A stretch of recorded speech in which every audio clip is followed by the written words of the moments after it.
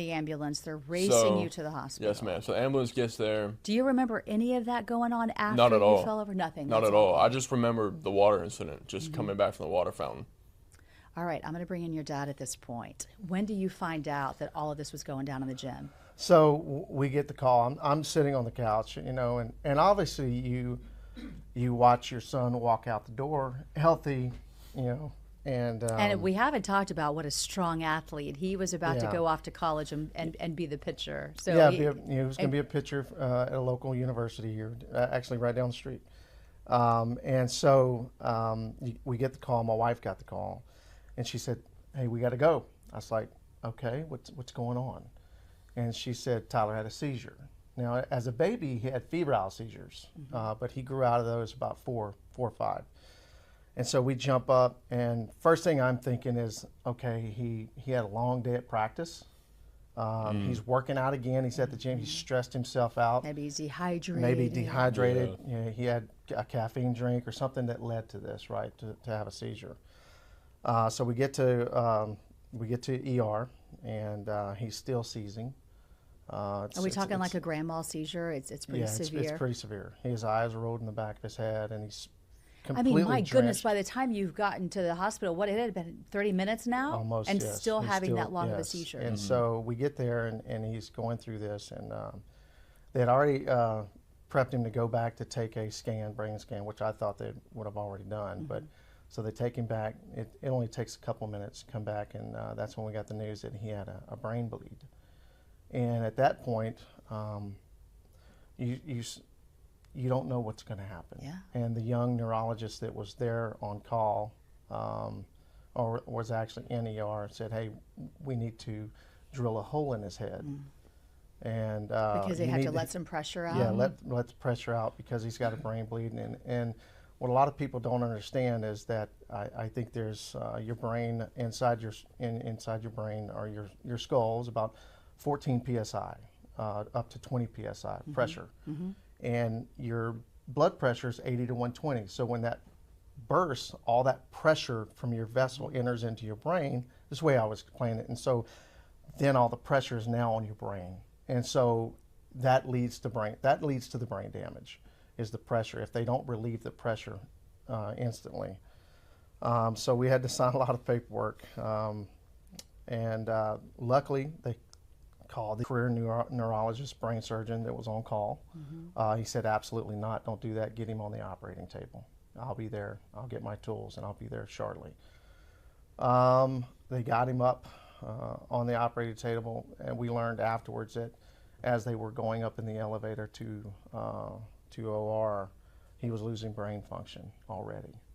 And about 2 hours into the surgery, we're waiting. One of the doctors come out, and it's not the main surgeon, but it's the guy that was helping him. And they explained to us it was really bad, and it was severe. I know, it's so hard to think back and remember those moments. Yeah. So in that moment, they said, we're trying to save him, and doing all we can. We can't find the bleed.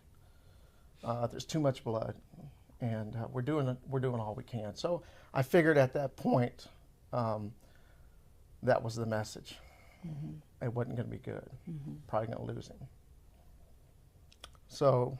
And again, this is somebody headed off to college at the Yeah. start of the most exciting time in life, Yeah. I feel Yeah. like. Yeah. And that's how you last saw him. I know that had to be so devastating. It was. How did you handle those moments of not knowing? The next 4 hours we didn't hear anything. We're in there by ourselves. It's 1 in the morning. It's just my wife and I and my business partner Chris, and just waiting. And every little door that opens, you're waiting for a doctor to come I through to tell you bet. something. And it was excruciating. Yeah. I think it was around 2 o'clock in the morning. They came out. The other doctor was buttoning him up, and they said, "Hey, we found the bleed. We were able to clip the aneurysm. We're sewing him back up right now. we're gonna scrub in, and we'll get him to over to ICU, and you'll be able to see him, and then we'll, we did the best we could. It's just time's gonna tell. But they didn't give you a lot of hope, did they? They thought didn't. that he would be in a vegetative state for life For life. at that point. Yes. That's what usually happens when someone has an aneurysm that severe. It was very severe, and it was one of the worst, he said. So he came in the next morning to kind of give us a readout on what he saw, and he said in all of his years in practice that this was probably one of the worst he's ever seen, and it was just a very grim outlook. He made it through the night, which he was surprised. He said if he can make it through the next 3 days, it would be a miracle. And then gave us the grim news of, it's just 6:30 in the morning. He's telling my wife and I that start preparing for assisted living. He won't be able to breathe on his own. He won't be able to eat on his own. He'll be lucky if he's in any type of cognitive state. For life, For not life. not just temporarily. No, for This life. was forever. For life, yes. Look at him sitting next to you Yeah. today. Well, he beat those stats. It takes everything you have just to hold yourself together. You started a prayer chain, and that I made a did. big difference. I know I that did. thousands of people reached out Thousands. to you. It wasn't Yes. just, this spread. People were begging God to save was this instant. guy. Yeah, it was instant. And I started it that night. I reached out to several friends and woke them up.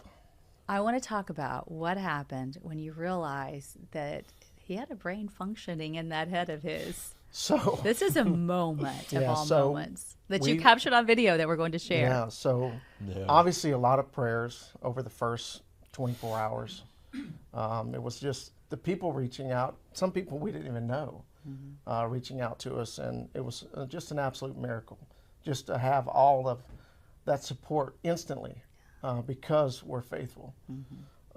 So his coach, Mike, From his high school. yeah, from Yes. St. Pius, Yeah, came Mike over Evans. and brought a gift basket with some chips and cookies and stuff, and it had a baseball in it.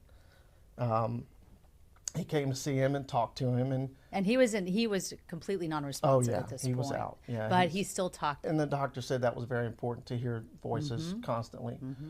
So Mike went and put the ball in his right hand, because he's a right-handed pitcher, and luckily it was a right brain injury, so the right side was fine. It was the left side that was paralyzed. And then he said his goodbyes and he walked out. The ball stayed in his hand for quite a while, and then we're just sitting there, and we see his hand moving. He starts spinning the baseball. And he's supposed to be in a coma. He's in a coma. Right? He He's still is in a coma. Yeah, he's out. But his hand is moving. His hand's moving, and my wife noticed it first. She says, "Look," and so we saw it, and then a nurse came in and she saw it, and she kind of freaked out. She ran and got the neurologist that was on duty.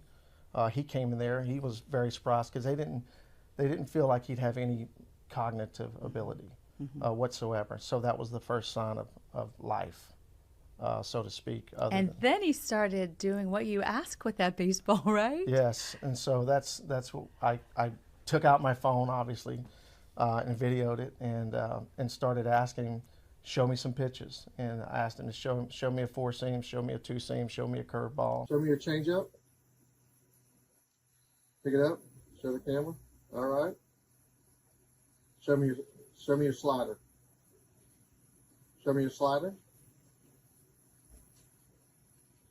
All right, slider. Perfect, dude. The eyes are closed. He's not still out. moving. He can't No. talk. But he did every single one of them correctly. Every single one. Yes. Every call correctly. Every one. But he wouldn't talk to you if you asked him questions or No. had ask him to open his eyes. Nothing like that. Nothing like that. He was on command. He could, How do you feel about that? You hear these stories. I'm sure you don't remember that happening, do you? So I don't not explicitly, but I just kind of I remember it, but I don't remember. do? Okay. I do, yeah. So I just remember it being completely black, just not really know what's going on. And I hear my dad talking to me, just kind of grip me some pitches, show me a four seam, show me this and that. And I remember I couldn't remember how to do it, but I had it in my hand. I just kept spinning it and spinning it, trying to feel the scene.